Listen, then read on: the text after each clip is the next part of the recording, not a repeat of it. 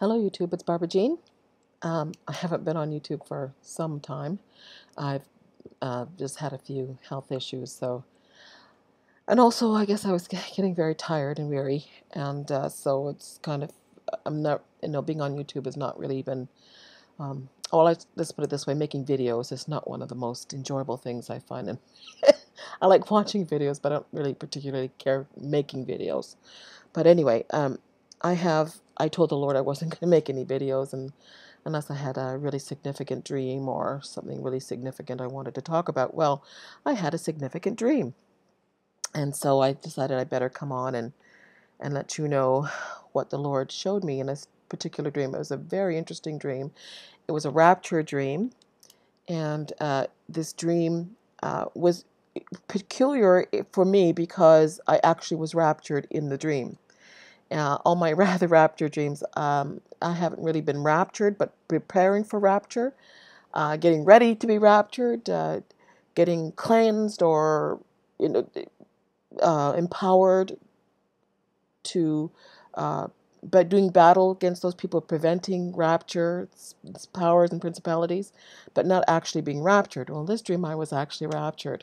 So it's rather interesting. And also I want to talk a tiny bit about the Red Heifer because I think the Lord gave me, well, I'll tell you about it when I get to it. But in the meantime, let me just first read a couple of Bible verses that actually pertain to the dream I had.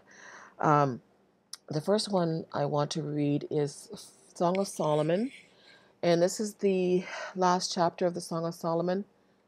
No, I'm sorry, it's not the last chapter. It's close to the last chapter. I believe that this is actually a significant chapter, and that this chapter is actually the rapture of the church in the Song of Solomon. And I'll just explain to that in a minute. Let me just first read it. I want to start at actually verse 9. My dove, my undefiled, is but one. She is the only one of her mother. She is the choice one of her that bare her. The daughters saw her and blessed her. Yea, the queens and the concubines, and they praised her. Who is she that looketh forth as the morning, fair as the moon, clear as the sun, and terrible as the army with banners? I went down into the garden of nuts to see the fruits of the valley, and to see whether the vine flourished, and the pomegranates budded. Or ever I was aware, my soul made me like the chariots of Aminadab. Return, return, O Shulamite, return, that we may look upon thee. What will ye see in the Shulamite, as it were the company of two armies? Okay, I just want to quickly, just before I go on, just to say that I believe that this is actually rapture scripture.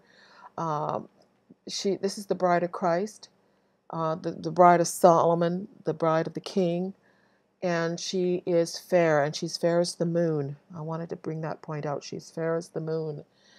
And also that in verse 12, my soul made me like the chariots of Aminadab. The chariots of Aminadab. I think that is referring to the vehicles of whatever it is that the Lord's coming to get the church in, and that we will be raptured out of, out of. The chariots of Aminadab. So we will be, they're coming to get the bride. And then verse 13, it says, return, return, O Shulamite, return, that we may look upon thee. What will you see in the Shulamite? As it were the company of two armies. So what I see here is that the chariots have come to get the bride, and she is being raptured out. And the people who are left behind are saying, come back, come back. Because without the bride, the world will go into destruction. Will be facing the wrath of the king. They will no longer have the protection of the church, the true church, to keep back the wrath of the Lord, because it's the bride being in the world that keeps the wrath of God at bay. But in this verse 13, 12 and 13, she's removed by the chariots, and the world is crying and bewailing that her loss, and they want her to come back so they can see her. So anyway, I just wanted to read that first, and then I want to read Isaiah. There's actually quite a few verses I could read.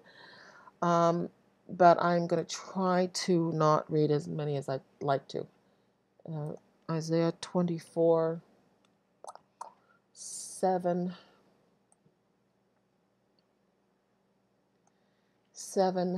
through 10. And the new wine, boy, I'm having a hard time talking today. And the new wine mourneth, and the vine languished, and all the merry-hearted do sigh. Is that where I wanted to start? No, that's not where I wanted to start. Sorry. Verse 19, not verse 9. The earth is utterly broken down, the earth is clean dissolved, the earth is moved exceedingly.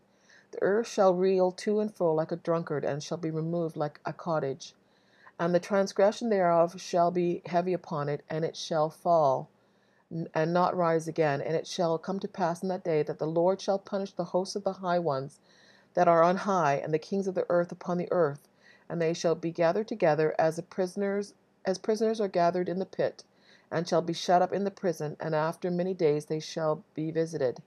Then the moon shall be confounded, and the sun ashamed, when the Lord of hosts reigns in Mount Zion, and in Jerusalem, and before the ancients gloriously.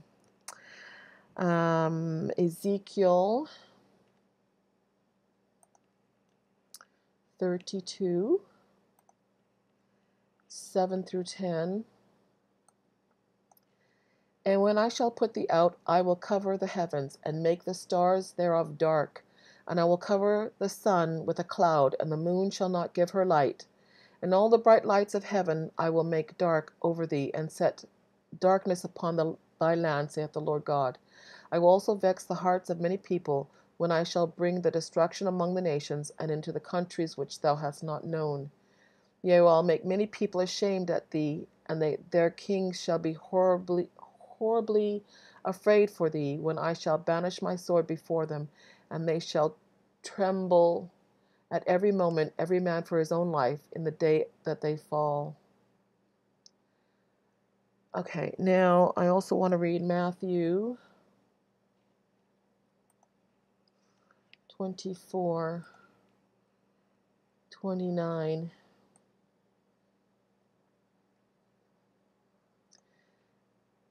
Immediately after the tribulation of those days shall the sun be darkened, and the moon shall not give her light, and the stars shall fall from heaven, and the powers of the heavens shall be shaken. So it's talking about a great darkness and meteor showers, basically. The stars falling is meteor showers. It also symbolizes falling angels, that the war in heaven, and angels being, the fallen angels being thrown down to the earth from heaven. So that's what that signifies. And then shall appear the sign of the Son of Man in heaven, and then shall all the tribes of the earth mourn, and they shall see the Son of Man coming in the clouds of heaven with power and great glory. And he shall send his angels with great sounds of trumpets, and they shall gather together his elect from the four winds, and from the ends of one end of heaven to the other. Okay, and now I want to read. Oh, there's so much I could read. I could read them all. I'm going to go with 1 Corinthians. And I'm having a real hard time talking today. My brain just doesn't seem to want to work. Okay, but I will do my best here. I promised myself I would finish this video today. 1 Corinthians 15:40. There are also celestial bodies and bodies terrestrial, but the glory of the celestial is one, and the glory of the terrestrial is another.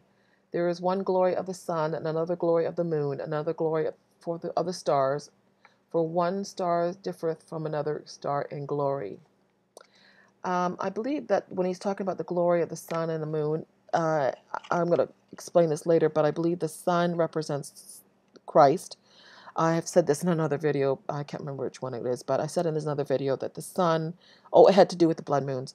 The sun is the Lord. He represents the light of the world, and the moon represents the glory of the sun. That's the church, the bride of Christ. We represent the glory of the sun. We are the moon is the feminine counterpart to the sun, and therefore the bride of Christ is represented by the moon.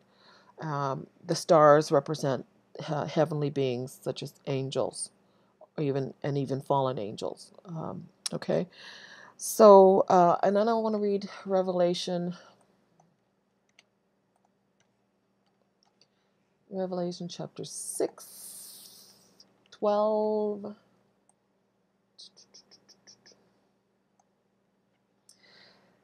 And I beheld when he had opened the sixth seal, and lo, there was a great earthquake, and the sun became black as sackcloth as hair, and the moon became as blood, and the stars of heaven fell unto the earth, even as a fig tree casteth her untimely figs when she is shaken of a mighty wind.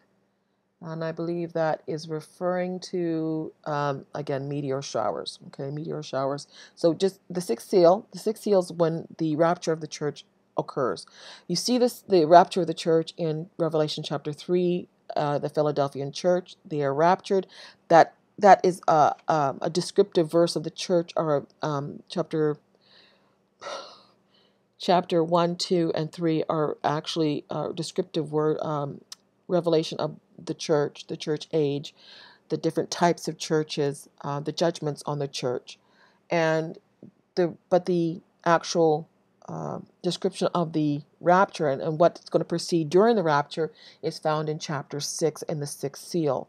And in the sixth seal you see the stars falling, which is meteor showers. So before the rapture or during the rapture of the church, the falling of there's going to be a mighty meteor shower, there's going to be a great earthquake, all part of the rapture of the church. But I wanted to especially bring out the point of the sun being darkened and the moon as blood. Okay, I think that's all I'm going to say for now. Because now I'm going to tell you, I finally get to 11, 12 minutes into this video, and I'm finally going to get to my dream. Okay, this has all been built up for it. Like I said, I wanted to make sure I had a significant dream before I made another video. And this dream, anybody who's seen any of my previous dream videos about my rapture dreams or a preparation for the rapture dreams that I've had, the Lord has me living in Australia.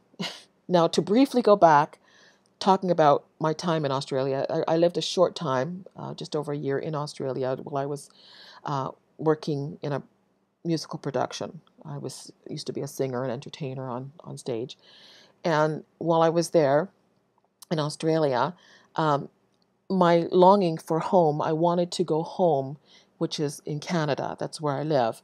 And so I had this great longing for home.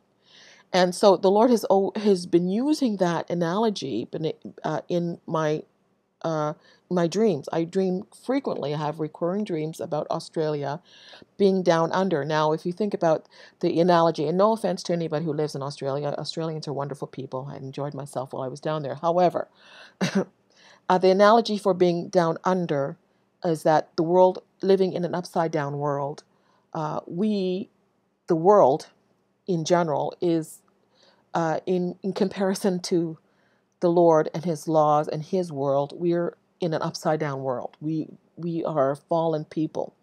Okay. So the church is in this upside down world. We're in the world, but not of the world. So in this dream, like I said, the Lord keeps bringing me back to Australia, and I've had many dreams, recurring dreams about being in Australia, longing for home. This interesting dream was I was back in Australia again. Okay. And in this dream, I was in a house. It started out, I was in a house, and the house was pretty empty. That's one thing I noticed about the house that I was living in. It was very empty. There wasn't hardly any furniture at all. It was as though we were getting ready to move out. I was there with my mother and my two sisters, and we were living in this house, and we were getting ready to go. And I knew that we were moving, and that it wasn't going to be long before we left. But and I was doing something in the dream. Now I don't recall what it was. The Lord hasn't brought that back to my mind. But I was doing something in the dream. But something interesting happened while I was in the house, and that is the water tank in the house broke, and so water started to spread all over the floor. And I thought to myself, I better tell my sister that the water had broken. My water the water had broke. So I better tell my sisters that the water tank had broke. Now, if you think about it, water tank in a house broke, water breaking, what does this remind you of? Birth pangs. It reminds you of giving birth, deliverance, delivery. Um, so in this dream, the water tank broke. So the water is broken, and thought to myself, I better tell my sister to let her know so she can take care of this. Let her know that this has happened. In the meantime, um, I was very weary. I was tired. I knew in the dream that I was tired, and I was tired of being there in Australia. I wanted to go home. And my sister, my other sister, not the one I was talking about before, but my different sister came up to me, and we decided to go for a walk. So we walked outside, and what I noticed first of all immediately was the sky was very black. In fact, there was hardly any horizon because of this cloud cover that was over the sky. It was so dark and so black. It looked like the sky was ebony. But you could see there was clouds because there was just a little bit of light still um, coming through, but it was hardly any, and it was just thick, black clouds. And I said to my sister while we were walking outside, I said, I am so ready to go home. I was just telling her, I want to go. I am tired of being here. I want to go home. Referring to Canada. Well, in the dream, of course, that reference really meant to go home to heaven. I really want to go home. I'm ready to go home, is what I said. I am ready to go home. But we were looking up at these clouds at the same time while I was saying this, and we were both looking at each other. We both looked at each other and like, something's going on. Something big is happening here. It was so dark. But there was an interesting thing that happened. There was a cloud break, not very big. It was just barely a cloud break in this dark sky, and the clouds were closing in. There wasn't much room to see the sky at all. There was just barely a little bit of light coming through. But we were looking up, and I saw something that startled me. What looked like two suns was in the sky, and I could hear, and I knew my sister could hear, the sound of trumpets. It was very, very faint. It was like something that was very far, far away, like you were hearing something that was miles away, but you could still hear it. That's what I heard. I heard the sound of trumpets, and I heard the sound of angels singing. I could hear them singing. It was beautiful. It was so wonderful. And my sister and I our eyes got really big, and we got so excited. We were so happy. We were just like, he's coming. He's coming. We were so happy. And this joy just welled up inside of us. And anyway, I'm hearing this faint sound of angels and trumpets. And I communicated telepathically to my sister that she needed, because I didn't verbally say it. I said, you go back to the house and tell Mom and my other sister that Jesus is coming. He's coming. And so she did. She left, and she went back to the house to tell my mother and my sister that was there, that Jesus was coming. And whenever I have a dream about my mother, I always equate my mother as being the Holy Spirit. Not just my physical mother, but also being my spiritual mother. And also my sisters represent my sisters in Christ, or the bride of Christ, or not just sisters, but brothers and sisters who make up the bride of Christ. So anyway, as I'm standing there looking at this very dark sky with this little bit of peek hole in the clouds, I was looking at what looked like two suns. Now, in the distance, what it looked like was, one was the regular sun, so it had this kind of distance or small view of it, and the other one was huge. It was massive. It was very big. It was very big. But the longer I looked at it, the more I realized it wasn't a sun. It was actually a moon. It was the moon, the sun and the moon. But the moon was so close to the earth that it was huge. And the color was what struck me too. It struck me because it wasn't bright like off-white or greenish white or bluish white or whatever it is. It was a golden honey color. We just had a honeymoon. Didn't we just have a honeymoon? We did. We had a blood moon just a few weeks ago, and now we have a honeymoon. Well, this moon was this kind of amber color, and it was very beautiful, and it struck me because this color was very unusual.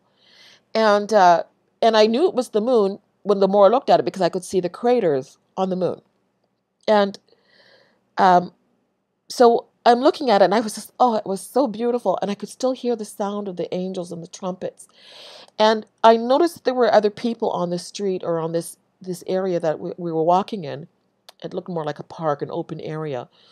And there were people standing around, and I knew there wasn't much time. I knew there wasn't much time to tell anybody about Christ, to tell anybody to get ready for Jesus, because it was like there was no time left. But I thought I'd give it a last shot. So I went up to a young girl. She looked like a young teenager. And I said to her, I said, "Do you know what's happening here?" And she looked like, no, no. I said, because everyone was looking up, but most people didn't know what they were looking at. I could see that they were perplexed and even troubled, and they didn't know what was happening. So I said to her, I said, you know, that Jesus is coming. Jesus is coming. I said, are you ready? Do you want to be saved? And in my mind, I knew that, well, I was saying it to her, it was really almost too late for me even to ask her. It really was almost too late for me to try to convince her to come to Christ. But I asked anyway. I said, do you know Jesus? Are you saved? Do you want to be saved? And this girl surprisingly said, no. Like, no. Wow. So I turned to a younger boy. He looked like he was 8, 9, 10, somewhere in that age. And I believed he was her brother. And at least that's the impression I got. And I turned to the young boy and I said to him, you know, Jesus is coming. Do you want to be saved? And this young boy got kind of a scowl on his face, and he said, no. So I went, okay. Okay, so you made up your mind, all right?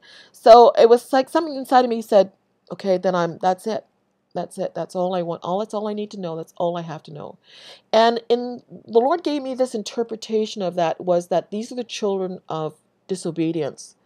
These are the rebellious children. These are the children of the world that even though they see trouble coming, refuse to get in the ark. They refuse to do what they need to do to get saved. They absolutely refuse. Even if you invite them, they won't come. And that they've been given the opportunity, but still they will not come. And that was the feeling I got, was, okay, all right, I'm not even going to worry about it anymore. It's not my problem. It's how I felt. And then something interesting happened. Suddenly, I was picked up. I wasn't looking towards the sky. I was looking towards the earth and these two people, young people. And I was picked up from behind, as though someone had grabbed me from behind, and I was being lifted up, and I could see the earth disappearing, getting smaller and smaller. So I was actually being raptured. And now most of my dreams in Australia, I'm not raptured. I'm always getting ready to be raptured, or move, or do something, but not always in preparation, but not being actually literally raptured. And with this dream, I was actually literally picked up, and I could see the earth leaving. I was looking towards the earth. Now, interestingly, I thought to myself, why was I looking towards the earth? You know, we're not supposed to be looking back, but it's not that I was looking back. I wasn't even allowed to look the other way. I was picked up looking at the earth. So that was the direction I was facing. Now, I thought to myself, why was I facing the earth, or why was it important for me to see the earth disappear? And the only conclusion I could come to was that the Lord was saying, what do you feel? What are your feelings right now as you're leaving the earth? Do you feel regret? What is it you feel? And what I felt was, bye-bye. That's what I felt. Bye-bye. See ya. Don't want to be ya. It was like I was saying, I'm letting it go. I've done all I can. I've done everything I've been there. I've said what I had to say. We've done what I had to do. And now it's in your court. God bless you. See ya. Goodbye. And I think that's perhaps, that's at least the interpretation I've come to, is that the Lord was saying, what do you feel now that you see the earth, you're leaving the earth, or the earth is getting smaller behind you, what do you feel? Oh, I felt relieved. I felt joy. I was so happy, so glad to be getting out of there. So anyway, that was the dream. So I thought it was particularly significant because of the fact that, again, it was about the moon. I had the dream about the moon and the sun. And my last dream that I had, I reported on, was during the blood moon, the Passover. And the Lord gave me a dream of being all red, like the blood moon. I was red from head to toe, including my skin and in my clothes. Everything was red. But anyway, that was the other dream. What I wanted to talk about briefly also was the red heifer, and I do believe it is a sign that for the church that the bride is without spot or wrinkle. Now, I don't really know much about the red heifer, except that it's a red heifer, and I thought, the more I thought about it, I really, what was coming to my mind was the significance of the red heifer being red like the blood moons, and that the moon represents the bride. The red heifer, blood red heifer, or this dark cocoa, or not cocoa, this sienna colored heifer, uh, represents the church as well. She's without spot or wrinkle. Uh, she has to be without spot or wrinkle in order to be presented as a sacrifice in the church, or in the temple. She is for purification. She's for the temple, the purifying of the temple, as far as I know. And I think the references just wanted to give you the reference for it. It's Numbers 19, 1 through 10. Actually, just briefly, I want to read one or two verses from that. So the reference is Numbers. It's in the Old Testament, chapter 19. Excuse me. Verse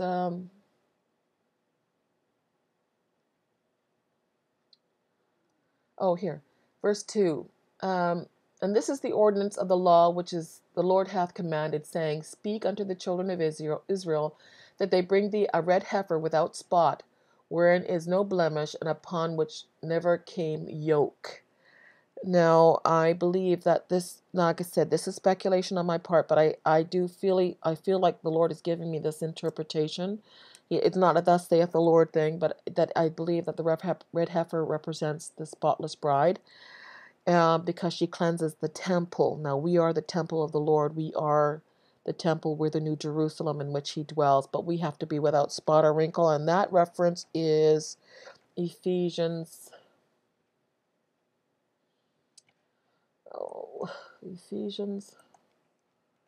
chapter 5. Oh, no, that's not it. Or maybe it is. Ephesians 5:25. Oh, yeah.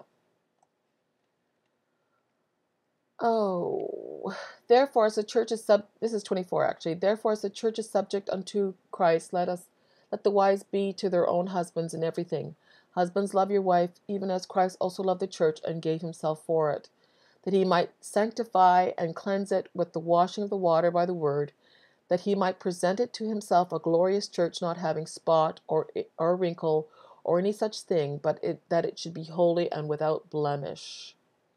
So my feelings are about the red heifer is that it is a sign for the church, or a sign for the bride. I'm sure it's also for Israel, who is also part of the church, but she is not the bride. She is part of the church, but she hasn't yet manifested that yet. So really, that's all I really wanted to say, except I do think I wanted to bring up something from Revelation. I think maybe I just want to, let me just go there for a second. I think there was something I wanted to say about Revelation chapter 6. Oh, I think I already said it. And that was the untimely figs. Yeah, that's all I wanted to say about that. Okay, so this is a nice long video for any of those who really like nice long videos. I'm sure you're going to enjoy it.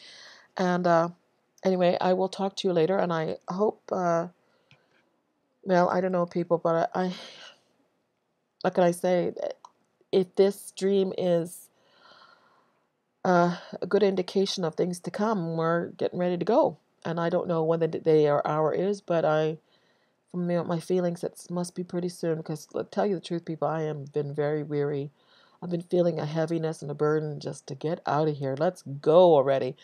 But it's not up to me.